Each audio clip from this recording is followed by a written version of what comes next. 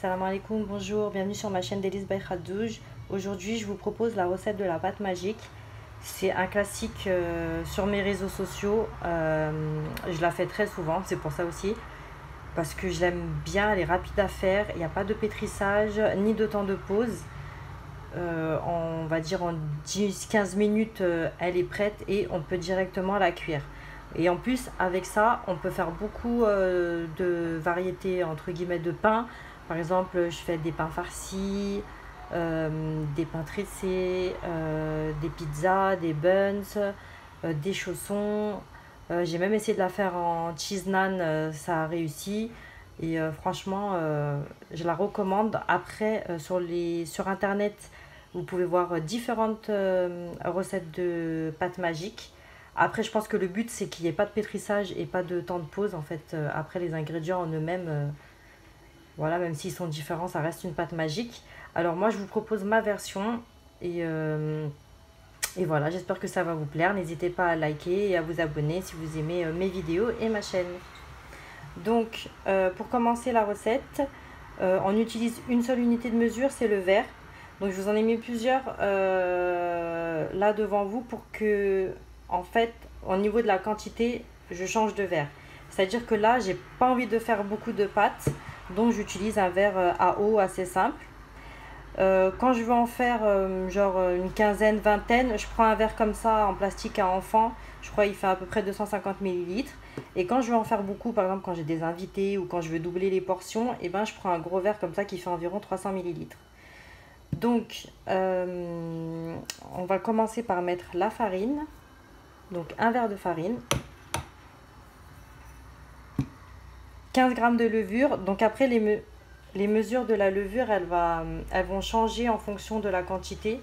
Donc pour un petit verre comme j'ai pris là, c'est 15 grammes. Pour un verre comme ça, c'est 20 grammes de levure fraîche. Et pour un gros verre, c'est 25 grammes à peu près. Ensuite, après la levure, je vais mettre une cuillère à soupe de sucre. Et un verre d'eau tiède.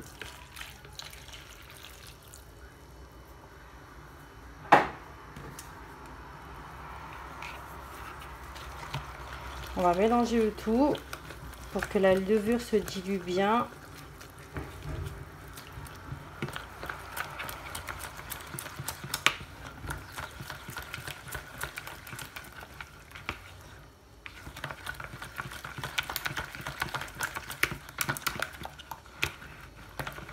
Voilà, dès qu'il n'y a plus de grumeaux de farine,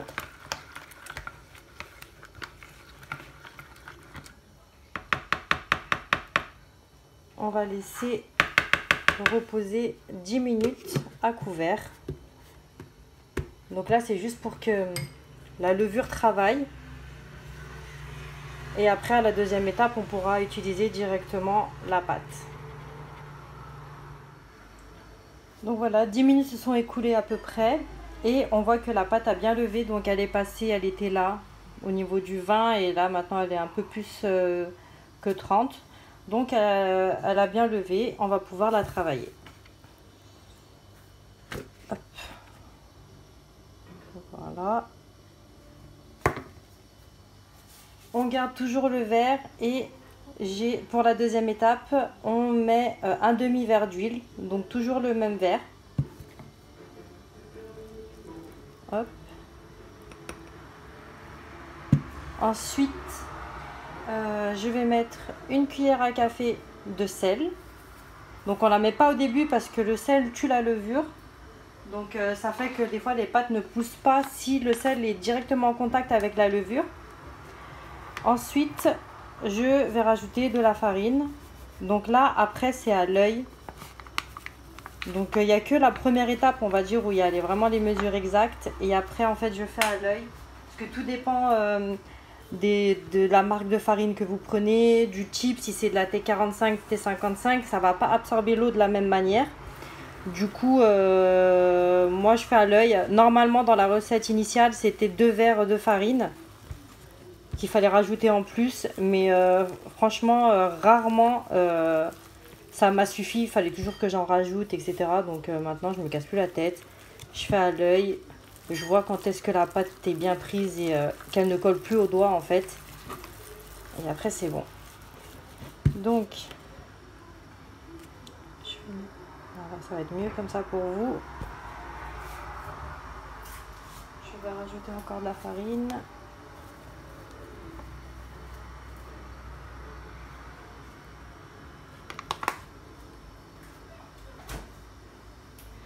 Donc en général, je sais que pour un verre moyen, comme je vous ai montré tout à l'heure, le verre rose, il me faut 500 g de farine. Donc là, je pense que ça sera entre, on va dire, 350 et 450 grammes pour le petit verre d'eau. Vous voyez, elle commence à ne plus coller et à former une boule.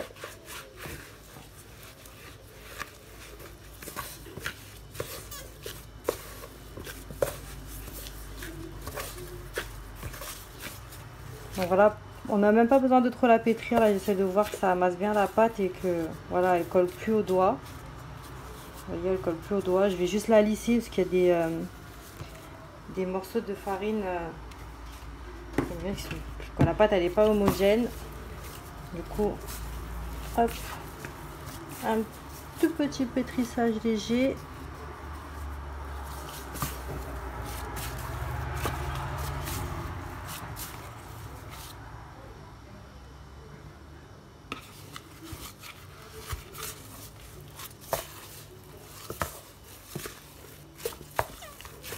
Donc voilà, à cette étape-là, la pâte est prête. Donc elle colle pas au doigt. Donc elle est prête, on va pouvoir l'utiliser.